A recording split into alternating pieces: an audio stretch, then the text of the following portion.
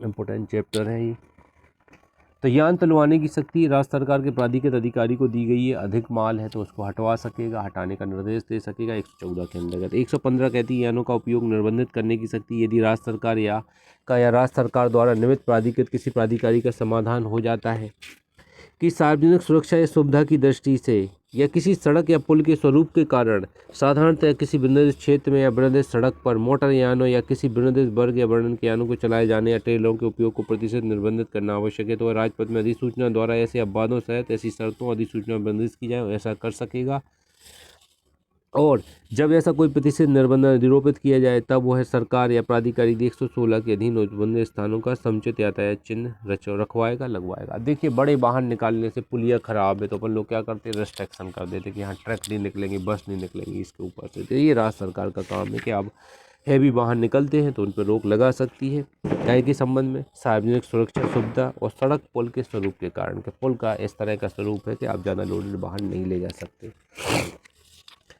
परंतु जहां इस धारा के अधीन कोई प्रतिशत निर्बंध 1 मास से अधिक प्रवृत्त नहीं रहना है वहां राजपथ में अधिसूचना आवश्यक नहीं होगी, किंतु ऐसे प्रतिशत निर्बंधन ऐसा स्थानीय प्रचार किया जाएगा परिस्थिति में। 1 माह के लिए ऐसा रोक लगाना है तो कोई अधिसूचना निकालने की जरूरत नहीं होगी, आपने एक बार बोल दिया वही मान हो जाएगा। 116 यातायात चिन्ह लगवाने की शक्ति। पहला का कार्य राज्य सरकार या राज्य सरकार द्वारा इस निमित्त प्राधिकृत कोई प्राधिकारी, देखिए स्टेट गवर्नमेंट या उसका प्राधिकारी 112(2) के अधीन नियत किन्हीं गति सीमाओं को धारा 115 के अधीन अधिरोपित किन्हीं प्रतिषेध निबंधनों को या साधारणतः मोटर यान यातायात के विनियमन के प्रयोजन के लिए यातायात चिन्ह को सार्वजनिक जानकारी के प्रयोजनों के लिए किसी सार्वजनिक स्थान में लगवा सकेगा, रखने या लगाने देगा। तो देखिए सार्वजनिक स्थान में राज्य सरकार लगवाएगा या उसका कोई प्राधिकारी लगवाएगा, लगवाने की अनुज्ञा देगा। बी राज्य सरकार द्वारा निमित्त कोई प्राधिकारी राजपथ में अधिसूचना द्वारा अधिसूचित भाग ए में निर्देश यातायात चिन्ह को उपयुक्त स्थानों में लगवा कर केंद्रीय सरकार द्वारा बनाए गए विनियमों के प्रयोजनों के लिए कुछ सड़कों के मुख्य सड़कों के रूप में अभियोजित कर सकेगा। अब देखिए यहाँ केंद्रीय सरकार की जो सड़कें हैं यहाँ पे ऐसे चिन्हों को रखवा कर मुख्य सड़क के तौर पर भी अधिसूचित कर सकता है कौन, स्टेट गवर्नमेंट या उसका प्राधिकारी। एक उपधारा 1 ये थोड़ी बड़ी धारा है। उपधारा 1 में अंतर्वेश किसी बात के होते हुए भारतीय राष्ट्रीय राजमार्ग प्राधिकरण अधिनियम 1988 के अधीन गठित भारतीय राष्ट्रीय राजमार्ग प्राधिकरण NHAI बोला जाता है, इसको शॉर्ट में NHAI बोला जाता है। यह केंद्रीय सरकार द्वारा प्राधिकृत कोई अनवीकरण पहली अनुसूची में उपबंधित किए गए अनुसार मोटर यान यातायात विनियमन के प्रयोजन के लिए राष्ट्रीय राजमार्गों पर यातायात चिन्हों को लगवा स्थापित या हटवा सकेगा। कौन हटवाएगा, NHAI हटवाएगा। ये कोई अभिकरण है ये हटवाएगा, राष्ट्रीय राजमार्ग अधिकरण होता है ये लगवाएगा हटवाएगा क्या, यातायात चिन्हों को। ऐसा करने की अनुमति दे सकेगा, ऐसे किसी चिन्ह या विज्ञापन को हटाए जाने का आदेश दे सकेगा। उसकी राय में इस प्रकार लगाया गया है जो किसी यातायात चिन्ह को दिखाई देने में रोकता है या किसी यातायात चिन्ह के समान दिखाई देता है जिससे कि चालक भ्रमित होने या सावधानी हटने ध्यान रखने की किसी संभावना है। तो ये आप ध्यान दीजिएगा, भारतीय राष्ट्रीय राजमार्ग प्राधिकरण होता है, इसके निर्देशों पर ऐसे यातायात चिन्ह हटवाए जाएंगे जो पथ भ्रमित करते हैं ड्राइवरों को, जिसके कारण एक्सीडेंट हो जाते हैं, कोई होर्डिंग लगा दिए जाते हैं, वो भी हटवाने का पाबंद लोगों को रहता है। परंतु इस उपधारा के प्रयोजनों के लिए भारतीय राष्ट्रीय राजमार्ग प्राधिकरण या केंद्रीय सरकार द्वारा प्राधिकृत कोई अनवीकरण राज्य सरकार के प्राधिकरणों से सहायता मांग सकेगा और उक्त राज्य सरकार ऐसी सहायता उपलब्ध करवाएगा। तो ये स्टेट गवर्नमेंट के प्राधिकरणों से सहायता मांग सकेंगे और वो सहायता प्रोवाइड कराएंगे। सब प्लॉट 2 आप छोड़ देना, इसमें 3 भी छोड़ दीजिएगा, इंपॉर्टेंट नहीं है, सीधे 4 पे आ जाएंगे। राज्य सरकार राजपथ में अधिसूचना द्वारा पुलिस अधीक्षक से अनिम्न पंक्ति के, गोला कीजिएगा, पुलिस अधीक्षक से अनिम्न पंक्ति के किसी पुलिस अधिकारी को इस बात के लिए प्राधिकृत कर सकेगी कि वह पहला किसी ऐसे चिन्ह या विज्ञापन को जिसकी राय में इस प्रकार रखा गया है कारण कोई यातायात चिन्ह दिखाई नहीं पड़ता है, किसी ऐसे चिन्ह या विज्ञापन को जो उसकी राय में यातायात चिन्ह का इतना स्वरूप भ्रमित पैदा कर देता है या जो उसकी राय में ड्राइवर की एकाग्रता ध्यान को बटा सकता है, हटा दे हटवा दे।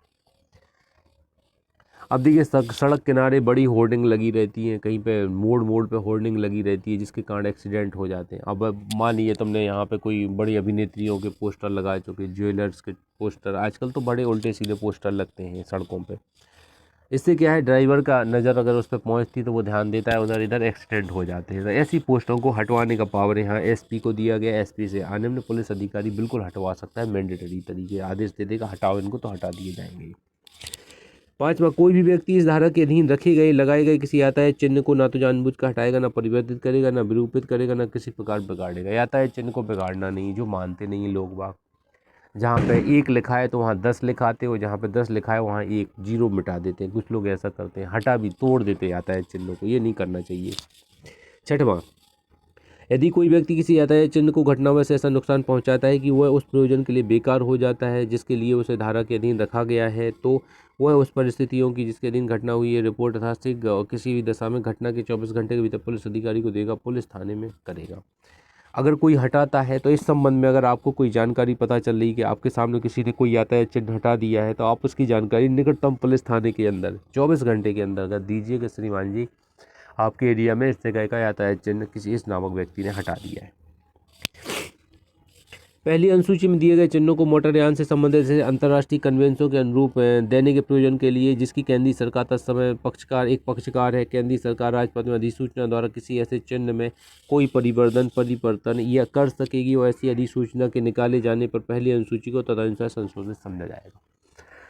और जो यातायात चिन्ह है पहली अनुसूची में उनका वर्णन दिया गया है। कुछ नए जोड़ना है, घटाना है, तो वो नए जोड़ या घटा सकती है, केंद्र सरकार को ये पावर है। तो ये शेड्यूल सेकंड में संशोधन करने का पावर किसको है? केंद्र सरकार को है। ये आपको यहाँ पे ध्यान देना, इसको IMP लगा दीजिएगा सब क्लॉज 7 को।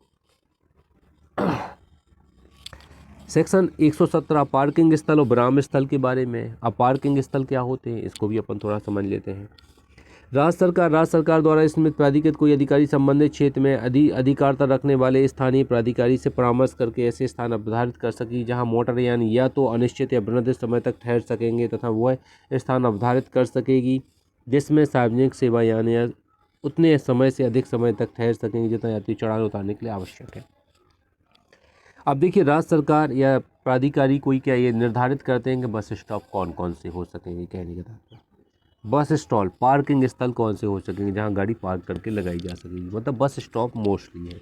परंतु राज्य सरकार या प्राधिकरण ऐसे स्थलों का अवधारण करते समय राज्य सड़क मार्ग का उपयोग करने वाले व्यक्तियों की सुरक्षा यातायात निर्बाध संचालन का पूर्वता प्रदान करेगी। सड़क पर जाने वाले लोगों की व्यवस्था ध्यान देगी कि कोई लोग एक्सीडेंट ना हो ऐसे वाहन खड़े होने से रोकने से। परंतु यह और की धारा के प्रयोजनों के लिए राष्ट्रीय राजमार्ग प्राधिकरण अधिनियम 1988 के अधीन गठित भारतीय राष्ट्रीय राजमार्ग प्राधिकरण या केंद्रीय सरकार द्वारा प्राधिकृत कोई नवीकरण ऐसे स्थानों को अवधारण कर सकेगा। अब राष्ट्रीय राजमार्ग से जुड़ा हुआ स्थान है, मान ली बस स्टॉप है राष्ट्रीय राजमार्ग पर, तो ये निर्धारित करने का पावर किसको होगा? राष्ट्रीय राजमार्ग प्राधिकरण के अंतर्गत गठित किया जाएगा, तो उनको होगा या केंद्र सरकार को होगा। तो ये अपन यहाँ पर कॉमन सेंस लगाएंगे। चालन विनियमन, अब ये इम्पोर्टेंट है, 118 पे IMP लगा दीजिएगा। केंद्र सरकार राजपत्र में अधिसूचना द्वारा मोटर यानों के चलाने के लिए विनियम बना सकेगी। रेगुलेशन कौन बनाता है मोटर यानों के लिए? केंद्र सरकार बनाती है रेगुलेशन कि किस तरह यान चलाना है, लेफ्ट में चलाना है जाने वाले को, आने वाले को राइट में चलाना है, किस तरह यान चलाना है, ये कौन बनाएगा? केंद्र सरकार बनाएगी रेगुलेशन। कौन से नियमों का पालन करना है यान चलाते समय, ये रेगुलेशन कौन बनाएगी? केंद्र सरकार। 118 बहुत इंपॉर्टेंट है, OT बनता है इसमें। 119 यातायात चिन्हों का अनुसरण करने का कर्तव्य। 119 है प्रत्येक व्यक्ति, प्रत्येक ड्राइवर का कर्तव्य बताया गया है कि आपको क्या करना है। सड़क पे जब गाड़ी चलाएं, आप 2 व्हीलर 4 व्हीलर चलाएं, तो यातायात चिन्हों को पढ़ते जाएं, उनका अनुसरण करते जाएं। मोस्टली हम दुकानों के नाम भी पढ़ते जाते हैं, ठेले वाले कौन क्या बेच रहा है सब तो देखते जाते हैं, कौन गुजर रहा है, कौन आ रहा है, किसने क्या पहना है, कौन क्या नहीं पहना है, सबको देखते जाते हैं हम लोग। यातायात चिन्हों का अनुसरण करना है। तो मोटरयान का प्रत्येक ड्राइवर यान को किसी अज्ञापक यातायात चिन्ह द्वारा किए गए संकेत के अनुरूप और केंद्रीय सरकार द्वारा बनाए गए चालन विनियमों के अनुरूप चलाएगा। उन सभी निर्देशों का अनुपालन करेगा जो ऐसे किसी पुलिस अधिकारी द्वारा दिए जाएं जो उस समय किसी सार्वजनिक स्थान में यातायात का विनियमन करने में लगा हुआ हो। ध्यान दीजिएगा, पुलिस वाला कहता है रुक जाओ। अब देखिए, आप लोग हाईकोर्ट के सामने जाते हैं, इंदौर सिंघम है जो, उसको देख के आइएगा कितने अच्छे से वो यातायात कंट्रोल करता है। जनरली यातायात पुलिस वाले होते हैं, ज़्यादातर अच्छे ही तरीके से कर रहे हैं। सबको 2 इस धारा में अज्ञापक यातायात चिन्ह से पहली अनुसूची के भाग का में दिया गया कोई यातायात चिन्ह या उसी प्रकार का कोई अन्य यातायात चिन्ह यदि कोई युक्ति, शब्द या अंक प्रदर्शित करने वाली या लाल जमीन या किनारे वाली गोल डिस्क या का या बेसिक डिस्क वाला यातायात चिन्ह अभिप्रेत है जो यातायात जो नियमों को रखा गया है। तो ये आप ध्यान दीजिएगा, आज्ञापक यातायात चिन्ह क्या होते हैं, मैंडेटरी पालन करना ही पड़ेगा। वहाँ लिखा है हैवी वाहन प्रोहिबिटेड, तो हैवी वाहन वहाँ से आप नहीं ले जाएंगे। अगर लिखा हुआ है कहीं पर रेड कलर का तो आप नहीं ले जाएंगे। ये मैंडेटरी चिन्ह होते हैं, यातायात चिन्ह होते हैं। बाईं ओर के नियंत्रण वाले यान, अब देखिए जिन पे बाईं ओर स्टीयरिंग रहती है, आप देख रहे हैं ना दाहिनी साइड वाहन के बाईं ओर, जैसे आपकी कार है, मैं मिला आपको तो आप ड्राइविंग कर रहे हैं तो मैं आपके बाईं साइड आके बैठ गया, ठीक है, लेकिन आप ऑलरेडी बाईं साइड चला रहे हैं वाहन, तो उसमें आपको क्या कंट्रोल करना है वो थोड़ा ध्यान दीजिएगा। इसमें दोनों साइड गेट होते हैं, बाईं और दाहिनी साइड में, दोनों कारों में। कोई व्यक्ति बाईं ओर के स्टीयरिंग नियंत्रण वाले किसी मोटर यान को किसी सार्वजनिक स्थान में तभी चलाएगा, चलवाएगा या चलाने देगा जब उसमें बेहद प्रकार की यांत्रिक या विद्युत संकेतन युक्ति लगी हो और वह चालू हालत में हो, अन्यथा नहीं। देखो प्रॉपर इंडिकेटर लगे होना चाहिए। अभी तो गांव में तो इंडिकेटर ही नहीं होते गाड़ियों में। मेरी गाड़ी है, पापा की 2 व्हीलर है साइन, तो उसमें इंडिकेटर टूटे हुए हैं, आगे के दोनों ही नहीं। अब यहाँ ज़रूरत ही नहीं पड़ती है, लेकिन अपन शहर में चला रहे हैं तो इंडिकेटर प्रॉपर होना चाहिए गाड़ी। और बाईं ओर की स्टीयरिंग में आप बैठे हुए तो कैसे मोड़ेंगे, बिना इंडिकेटर के मोड़ ही नहीं पाएंगे। आप तो देख रहे हैं, सामने वाला नहीं देख रहा है ना आपको, वो सोच रहा है ये हाथ देगा, लेकिन आपको उसको क्या पता कि आप बाईं ओर वाली ट्रक में बैठे हुए चला रहे हैं। ट्रेलर वगैरह आते हैं बड़े बड़े वाहन, वो बाईं ओर के होते हैं, कहने का। 121 बोलती है संकेत और संकेतन युक्तियाँ। किसी मोटर यान का ड्राइवर ऐसे संकेत ऐसे अवसरों पर करेगा जो केंद्रीय सरकार बहस करे, संकेतों का उपयोग करेगा जो केंद्र सरकार द्वारा बहस किए जाए, परंतु दाईं या बाईं ओर मुड़ने के या रोकने के आशय का संकेत। दाईं ओर के स्टीयरिंग नियंत्रण वाले मोटरयान की दशा में यान में लगी बेहद प्रकृति की यांत्रिक या विद्युत युक्ति द्वारा दिया जा सकेगा, और बाईं ओर के स्टीयरिंग नियंत्रण वाले मोटरयान की दशा में यान में लगी बेहद प्रकृति का यांत्रिक या विद्युत युक्ति द्वारा दिया जा सकेगा। तो यहाँ पे इलेक्ट्रॉनिक तौर पे अपन जहाँ मुड़ना है, दाईं ओर मुड़ना है, दाईं ओर इंडिकेटर जलाएंगे, बाईं ओर जुड़ना है, बाईं ओर इंडिकेटर जलाएंगे। ऐसा कुछ यहाँ पे रहता है। 122 में आ जाइए, यान को खतरनाक स्थिति में छोड़ना। अब देखिए किसी का यान खराब हो गया है बीच सड़क पे, अब क्या करेंगे, तो वही चीज़ यहाँ बताई गई। किसी मोटर यान का भार साधक व्यक्ति किसी यान ट्रेलर को किसी सार्वजनिक स्थान पर ना तो ऐसी स्थिति में, ना ही ऐसी हालत में और ना ही ऐसी परिस्थितियों में छोड़ेगा, रहने देगा, छोड़ने या रहने देने की अनुज्ञा देगा जिसमें से सार्वजनिक स्थान का उपयोग करने वाले अन्य व्यक्तियों या यात्रियों को खतरा, बाधा या असम्यक असुविधा हो या होने की संभावना हो। तो कुछ भी ऐसी स्थिति नहीं करेंगे जहां वाहन में असुविधा क्रिएट हो, ऐसा कुछ भी नहीं करेंगे, गलत जगह पे नहीं छोड़ेंगे। तो अपन को यह क्या करना है, सही जगह पे पार्क करके लगाना है वाहन को। रनिंग बोर्ड आदि पर सवारी करना। 123 रनिंग बोर्ड जानते हैं ना, जो पायदान होते हैं उन्हें रनिंग बोर्ड बोला जाता है। बस के पायदान होते हैं ना, जिस पर सीढ़ी चढ़ के अपन बस में जाते हैं, वो रनिंग बोर्ड होता है। मोटरयान का ड्राइवर या भार साधक व्यक्ति किसी व्यक्ति को ना तो रनिंग बोर्ड पर ले जाएगा और ना यान के बॉडी के अंदर ले जाने से, अन्यथा ले जाएगा, ना ले जाने की अनुज्ञा देगा। कोई व्यक्ति मोटरयान के रनिंग बोर्ड, छत या बोनेट पर यात्रा नहीं करेगा। आप आगे बैठ के यात्रा नहीं करेंगे, या बोनेट होता है ना सबसे आगे, यहाँ इंजन होता है, वहाँ बैठ के यात्रा नहीं करेंगे, छत पे यात्रा नहीं करेंगे, और रनिंग बोर्ड जो वो सीढ़ी होती हैं बस की या कार की, उस पर खड़े होकर नहीं होंगे। कार में होता है एक वो पैर रखने वाला होता है जिस पर रख के अपन अंदर चढ़ते हैं, उस पर खड़े होकर नहीं करेंगे। क्या आपने कहा चलो आप तो चलाओ, गेट लगा दो, हम खड़े हैं। ज़्यादातर जीपों में होता है, आप देखेंगे कभी मुरैना साइड जाएंगे या फिर इलाहाबाद में जाएंगे, देखेंगे झूसी साइड जो ट्रेन गाड़ियाँ जाती हैं उनमें वो ओवरलोडिंग करके कई लोग खड़े रहते हैं पकड़ के। 124 पास या टिकट के बिना यात्रा करने का प्रतिशत। अब आपको टिकट प्रॉपर लेके यात्रा करना है, ये भी आपको इंस्ट्रक्शन दिया है। कोई व्यक्ति किसी मंजिली गाड़ी में यात्रा करने के प्रयोजन के लिए तभी प्रवेश करेगा, उसमें रहेगा, उसमें समुचित पास या टिकट हो, अन्यथा नहीं। बिना पास टिकट की यात्रा नहीं करेंगे। परंतु जहां मंजिली गाड़ी में ऐसे टिकट देने का प्रबंध है जिसे लेकर किसी व्यक्ति को यात्रा करनी है, वहां कोई व्यक्ति ऐसी मंजिली गाड़ी में प्रवेश कर सकेगा, किंतु उसमें प्रवेश करने के पश्चात यथासक किसी को है अपना किराया कंडक्टर या ड्राइवर को कंडक्टर के तत्वों का पालन करता हो देगा, यथास्थिति कंडक्टर ड्राइवर यात्रा के लिए टिकट लेगा। देखिए भैया, पहले से टिकट मिल रहे हैं तो टिकट लेके बैठ जाओ। दिल्ली जैसी जगह में आप लोग जाएँ तो एक चीज़ ध्यान रखें कि वहाँ कंडक्टर बड़ा VIP होता है, वो सबसे आगे की सीट पे बैठा रहता है, उठता ही नहीं है कहीं कंडक्टर तो। और अगर अपन बीचों बीच पहुँच गए बस में तो आप क्या करें, 10 रुपये 20 रुपये बढ़ा दें किसी के द्वारा, भाई साहब एक टिकट ले लीजिए, तो वो बढ़ाते जाएंगे, आपका टिकट आ जाएगा आप तक। या कंडक्टर के पास जाके आपको टिकट ले लेना है। नहीं लेंगे तो जहाँ उतरेंगे ना तो वो चालान कर देंगे 250-300 का, तो वो अखर जाएगा। तो यहाँ पे टिकट या तो आप बाहर से लेके चलें या बस में कंडक्टर देता है उससे ले लें टिकट। ये चीज़ आपको यहाँ से 124 में की गई। अगर नहीं बिना टिकट पाए जाएंगे तो कार्रवाई हो जाएगी आपके ऊपर। आगे बढ़ते हैं 125 ड्राइवर को बाधा। मोटरयान चलाने वाला कोई भी व्यक्ति किसी ऐसी रीति में ऐसी जगह पर किसी व्यक्ति को खड़ा रहने या बैठने या किसी वस्तु को रखने की अनुज्ञा न देगा जैसे यान पर अपना नियंत्रण रखने में ड्राइवर को रुकावट हो। अब बस में जगह नहीं होती तो हम जाके बस का जो बोनेट अंदर का बोनेट होता है इंजन जहाँ गियर लगा रहता है वहाँ जाके बैठ जाते हैं, ड्राइवर की सीट के बाजू में खड़े हो जाते हैं। अब ये सब अनुमति नहीं है, बाधा होती ड्राइवर को कहीं मोड़ने में गियर डालने में प्रॉब्लम होती है आपके खड़े होने से। इस सबको रोक लगाई गई कि ऐसा नहीं करेंगे जिससे उसको चलाने में प्रॉब्लम होती है। खड़े यान 126 कोई व्यक्ति जो मोटरयान चला रहा है उसका भार साधक है उस यान को किसी सार्वजनिक स्थान में उस दशा में किस सिवाय खड़ा न करेगा या खड़ा रखने की अनुज्ञा न देगा। पहला, किन परिस्थितियों में खड़ा कर सकते? 3 कंडीशन है। जब ड्राइवर की सीट पर ऐसा व्यक्ति है जो यान को चलाने के लिए संयुक्त रूप से अनुज्ञप्त है, लाइसेंसधारी व्यक्ति कोई अन्य बैठा हुआ है तो ये अपन खड़ा करेंगे। अथवा जब उसकी यांत्रिक क्रिया बंद कर दी गई है और ब्रेक लगा दिए गए हैं या लगाए दिए गए हैं। देखिए बंद कर दिया गया है नल, आपने वाहन को बंद कर दिया है, हैंड ब्रेक लगा देना चाहिए। ये थोड़ा आप ध्यान दीजिएगा, ब्रेक कहीं भी आप घटिया पे कहीं भी करो गाड़ी खड़ी तो हैंड ब्रेक लगा के ही खड़ी करना चाहिए। तीसरा, ऐसे अन्य उपाय कर लिए गए हैं जिससे सुनिश्चित हो जाए ड्राइवर अनुपस्थिति में वह यान घटना स्थल पर चल नहीं सकता। पत्थर लगा दीजिए आगे। हम लोग क्या करते हैं, जैसे ट्रैक्टर है कहीं घाटी पे खड़ा करवाया अपन ने, या घर के बाहर अपन गैरेज बना हुआ है मेरा, उसके बाहर खड़ा करवा देते, अंदर नहीं लगवाते गैरेज में, तो 2 पत्थर लगवा देते। कोई बच्चा आता, कोई क्लिप दबा दे तो ढड़क जाएगा ट्रैक्टर, तो हम लोग क्या करते पत्थर लगवा देते हैं पिछला टायर में अगला टायर में, कोई क्लिच भी दबा देगा तो आगे नहीं बढ़ेगा ट्रैक्टर। तो ऐसी सुविधाएं अपन को यहाँ पे करना है। सार्वजनिक यान 127 में आ जाते हैं। सार्वजनिक स्थान पर परित्यक्त या अकेला छोड़ा गए मोटरयान का हटाया जाना।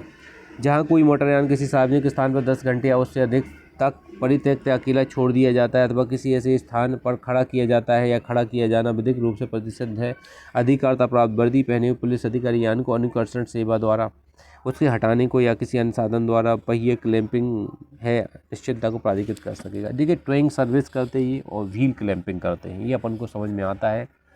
जैसे राजबाड़ा में आपने वाहन खड़ा कर दिया नो पार्किंग एरिया में, अब 4-5 घंटे से खड़ा हुआ है तो पुलिस वाला देखेगा इसका ओनर कौन है, नहीं होगा तो हवा निकाल देंगे, टायर क्लैंपिंग कर देंगे।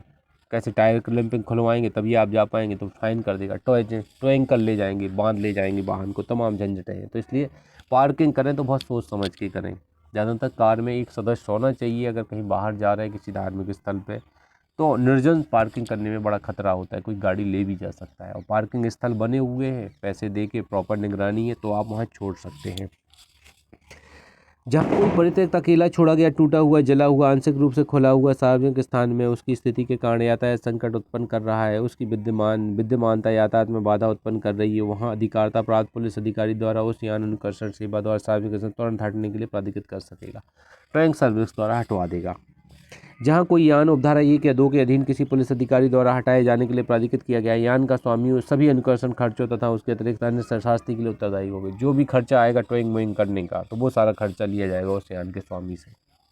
128 ड्राइवरों व पिछली सवारियों के लिए सुरक्षा उपाय। अब देखिए बाइक पर 2 लोग बैठेंगे, उसके लाने धारा बताती है 128 बताती है।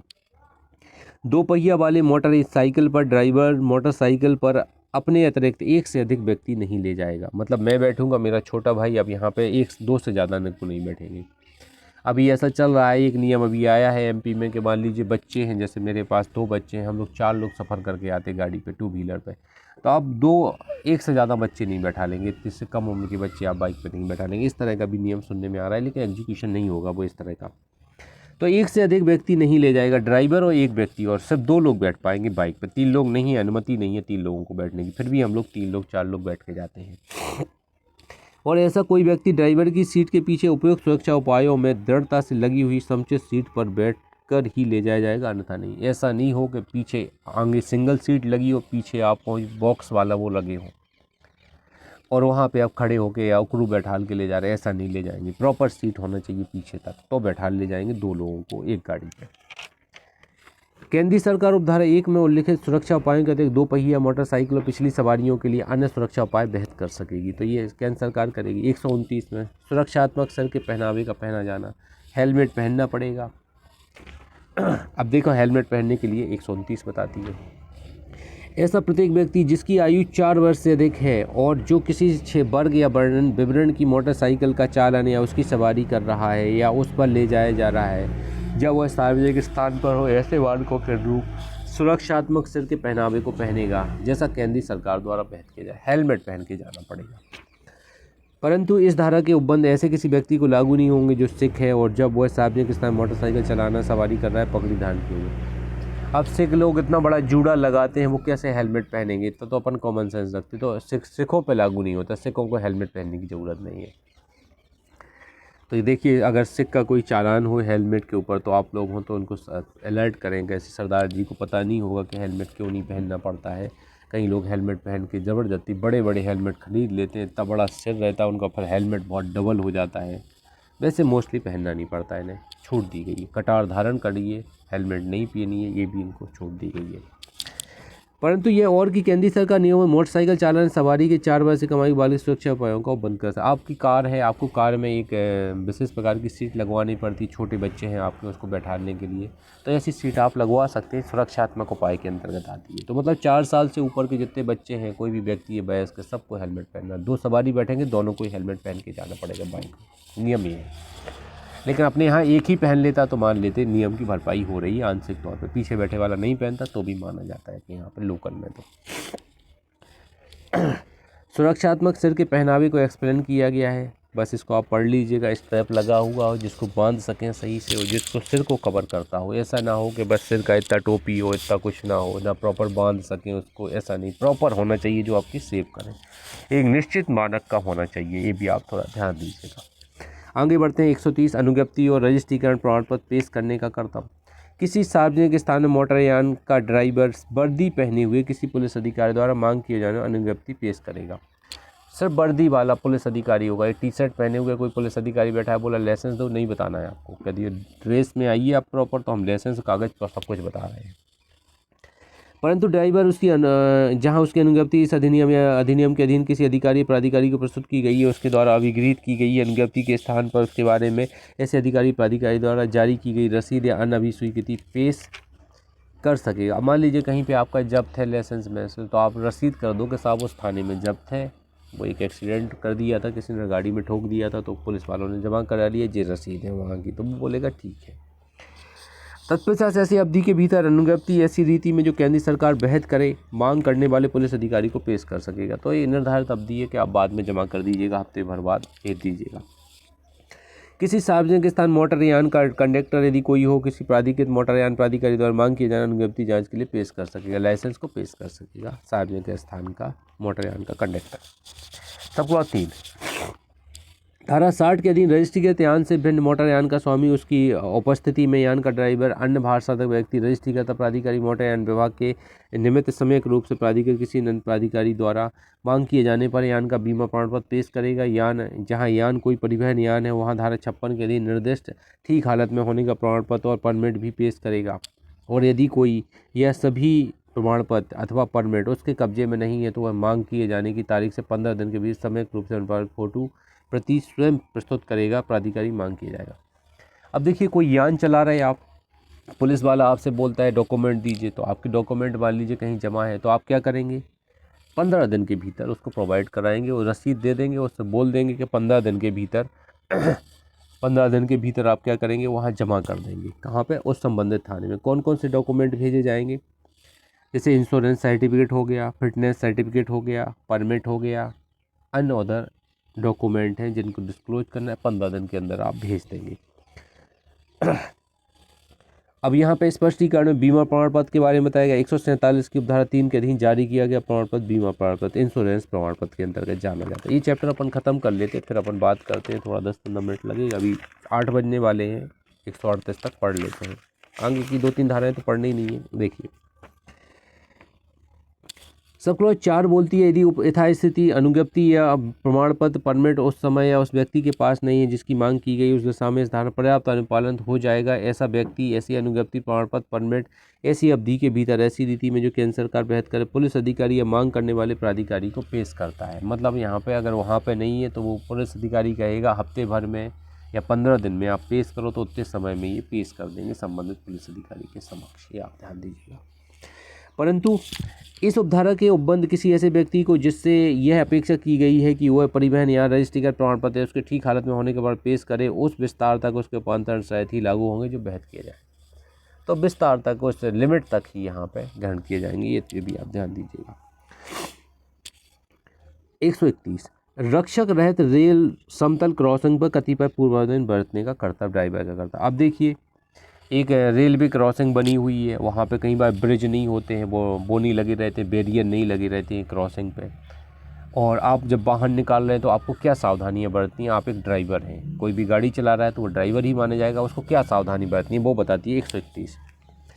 मोटरयान का प्रत्येक ड्राइवर किसी रक्षित रहित रेल समतल क्रॉसिंग पर पहुंचने पर यान को रोक देगा और यान का ड्राइवर उस यान के कंडक्टर, क्लीनर, परिचारक या अन्य व्यक्ति को समतल क्रॉसिंग तक चलवाएगा। ड्राइवर रोक देगा और क्लीनर से कहेगा जाओ क्रॉसिंग तक जाओ पैदल, तो वो पैदल जाएगा वहाँ पर। यह सुनिश्चित कराएगा किसी दिशा में गाड़ी या ट्रॉली तो नहीं आ रही है, गाड़ी या मालगाड़ी तो नहीं आ रही है कहीं से, दोनों साइड से, तब मोटरयान को उसके समतल क्रॉसिंग से पार कराएगा। जब कोई नहीं आ रही है तब वो पार कराएगा। तथा जहां यान में कंडक्टर, क्लीनर, परिचालन व्यक्ति उपलब्ध ना हो, यान का ड्राइवर रेल लाइन को क्रॉस करने के बाद सुनिश्चित करने के यान से स्वयं गाड़ी बंद कर देगा। क्रॉसिंग के पहले पैदल जाएगा पटरी तक, वो देखेगा कोई वाहन नहीं आ रहा है तो वो आगे बढ़ाएगा, ये उसको करना पड़ेगा। 132 कुछ दिशाओं में ड्राइवर का रोकने का कर्तव्य। किसी मोटरयान का ड्राइवर उस यान को निम्नलिखित दिशाओं में रोकेगा, उसकी युक्त समय तक आवश्यक हो 24 घंटे से अधिक खड़ा रखेगा। देखिए, बड़े वाहनों को यहाँ पे अनुमति दी गई है कि आपको 24 घंटे तक गाड़ी रोकने का अधिकार है, कि आपको रोकी जाए तो रोकना पड़ेगा 24 घंटे तक कहीं पर। वर्दी पहने हुए ऐसे पुलिस अधिकारी जो दो उप निरीक्षक की पंक्ति से नीचे का ना हो।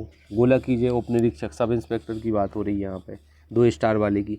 ऐसा करने की अपेक्षा की जाने पर यान में किसी व्यक्ति पे, पशु या अन्य यान दुर्घटना हो जाने या किसी संपत्ति को नुकसान होने की दशा में, कोई दुर्घटना, एक्सीडेंट हो गया, वैसी स्थिति में किसी ऐसे पशु भार साधक व्यक्ति द्वारा ऐसे करने की अपेक्षा की जाने पर, जबकि ऐसे व्यक्ति की आशंका है कि वह पशु नियंत्रण के बाहर हो गया या यान से डरकर अनियंत्रित हो गया। देखिए, पशु लड़ने लगते हैं, अब ये डर लग रहा है कि कोई एक्सीडेंट हो जाएगा, किसी को चोट लग जाएगी, तो पुलिस वाले रोक देते हैं कि इनको हटा देने दो, फिर आप आगे बढ़ा। अगर 24 घंटे ज़्यादा लग गया, 2-3 घंटे लग गया टाइम, तो जब तक वो निवारण नहीं कर देते आपको मैक्सिमम 24 घंटे रोकना ही है।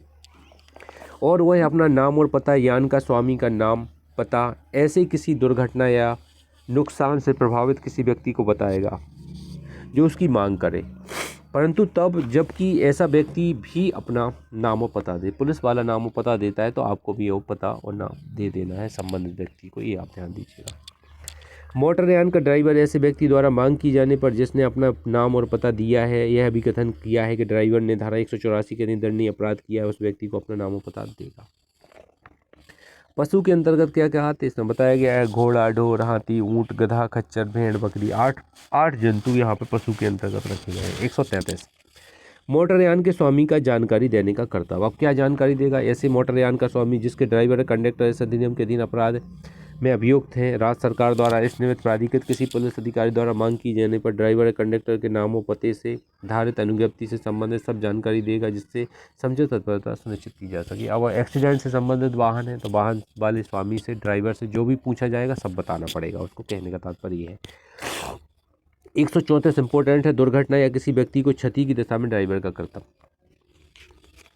अब एक्सीडेंट पे ड्राइवर को क्या करना चाहिए? मेरे ख्याल से अपनी जान बचा के भाग जाना चाहिए। वाहन तो इंश्योरेंस होगा, मिल ही जाएगा, कैसे अगर सबकी चक्कर में रहे आप तो आपकी जान चली जाएगी, हकीकत यही है। लेकिन ऐसा नहीं है, यहाँ पे कुछ और ही लिखा हुआ है जो यहाँ पढ़ने को मिलेगा। देखिए, जब किसी मोटरयान के कारण हुई दुर्घटना के परिणाम स्वरूप किसी व्यक्ति को क्षति होती है, पर व्यक्ति की संपत्ति को नुकसान पहुँचता है, या यान का ड्राइवर, यान का भार साधक, अन्य व्यक्ति, जब तक कि भीड़ के क्रोध के कारण उसके नियंत्रण के पड़े किसी अन्य कारण से ऐसा करना व्यवहार न हो, पहला आहत व्यक्ति के लिए चिकित्सीय ध्यान प्राप्त करने के लिए सब समुचित कदम उठाएगा। यदि आवश्यक हो तो निकटतम चिकित्सा व्यवसायी या अस्पताल ले जाएगा। जैसे प्रत्येक पंजीकृत चिकित्सा व्यवसायी या चिकित्सालय से बड़ा चिकित्सालय क्षति के व्यक्ति को तुरंत चिकित्सा प्रदान करेंगे, उसे चिकित्सा सहायता किसी भी औपचारिक प्रक्रिया के वजह प्रदान किया जाएगा। ध्यान दीजिएगा, एक्सीडेंट हो जाता है तो ड्राइवर को क्या करना है? यथाशीघ्र निकटतम अस्पताल ले जाना है जिससे इलाज हो सके। अगर भीड़ भड़क गई है तो जान बचा के भाग जाना है भाई, सीधी सी बात है। यहाँ लिखा है भीड़ के क्रोध के कारण नियंत्रण से परे होने के व्यवहार ना हो। अगर ऐसी स्थिति है तो आपको जान अपनी बचाना है पहले। बी, किसी पुलिस अधिकारी द्वारा अपेक्षित कोई जानकारी जिसके उसके लिए मांग किए जाने पर देगा, अथवा उस दशा में जब कोई पुलिस अधिकारी उपस्थित नहीं, घटना की परिस्थितियों की जिसके अंतर्गत वे परिस्थितियाँ यदि कोई हों भी हैं जिनके कारण खंड ए में यथापेक्षित चिकित्सीय ध्यान प्राप्त करने के लिए उचित कदम नहीं उठाए गए हैं। तो ये भी देखा जाएगा क्या क्या चीज़ें यहाँ कदम उठाना है। रिपोर्ट निकटतम पुलिस थाने को यथासंभव शीघ्र या हर दशा में घटना के 24 घंटे के अंदर देगा। तो आपको क्या करना है, एक्सीडेंट हो गया है, आपको लग रहा है कि भाई यहाँ खतरा ज़्यादा है, तो आप तो वाहन रोको ही नहीं, बस उसके ऊपर ना चढ़ाओ, टक्कर हो गई है, सीधे पुलिस थाने, जो निकटतम पुलिस थाने है, पुलिस थाने में जाके आप अपने वाहन को रोक दो। तो आप भी सेव हैं, वाहन भी सेव है, और जो कार्रवाई होगी देखी जाएगी। लाइसेंस है, मर भी गया है आदमी, तो आपकी ज़मानत होगी, कोई कार्रवाई नहीं होगी, यहाँ पे लाभ मिलेगा आपको। सामने वाले की दुर्घटना है, आप बस कंपनसेट किए जाएंगे तो दे दीजिएगा कंपनसेशन, क्या कर सकते हैं।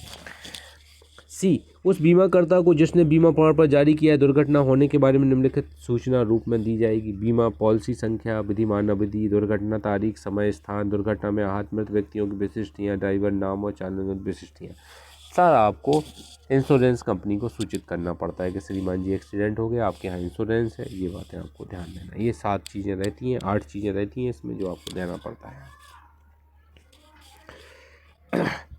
नेक व्यक्ति की संरक्षा 134 में, थोड़ा और बस ध्यान रखिएगा, 2 4 5 मिनट।